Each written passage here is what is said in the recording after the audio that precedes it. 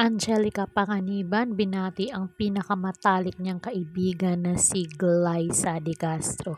Karen Mix TV Showbiz Update. Disclaimer, ang mga larawang ito ay hindi pag-aari ng uploader. Ito ay kinukuha para sa karagdagang impormasyon. Credit to the rightful owner. Ito na nga ang mensahe ni Miss Angelica sa kanyang kaibigan na si Glyza. Pinakamasarap maging kaibigan, pinaka-game sa puyatan. Kahit anong mangyari, pupuntahan ka niya, aangkas siya sa motor ng masahista makarating lang sa'yo. Si Glyza ang pinakamasarap kasama sa sound trip. Bibiritin niya mga kanta ni Dua Lipa ng ganon-ganon na lang.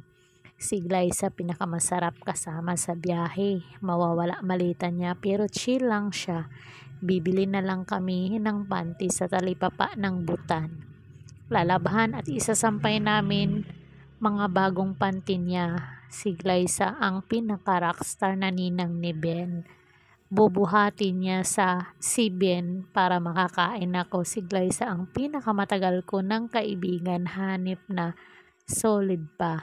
Happy birthday sa iyo, amiga. Kahit may bata na ako ngayon, ikaw pa rin ang number 1 bata sa puso ko. Fly high, bird. Bakit ganun tong comment na Angelica? Patawa.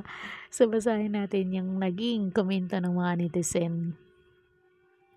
Hi, kinabahan ako. Malala, gagi. Happy birthday po. Bakit kasi fly high? Kinabahan ako, hahaha, happy birthday Glyza. Wahaha yung panty talaga eh. Salamat amiga, excited ako sa next chapter ng adventure natin bilang mga mature na tao. Oh, wow, love you, kita-kits sa mata. Nag-reply pala tong si Glyza Redox. Tingnan natin yung profile. Oo, si Glyza nga nag-reply sa kanya. Yung sasakay sa motor ng masahista, alam ko yan. So, yun lang guys. Kung nagustuhan nyo ang video to, please comment para mabasa natin yung inyong mga naging pahayag. Huwag kalimutang i-like, share, comment, and subscribe Karen Mix TV.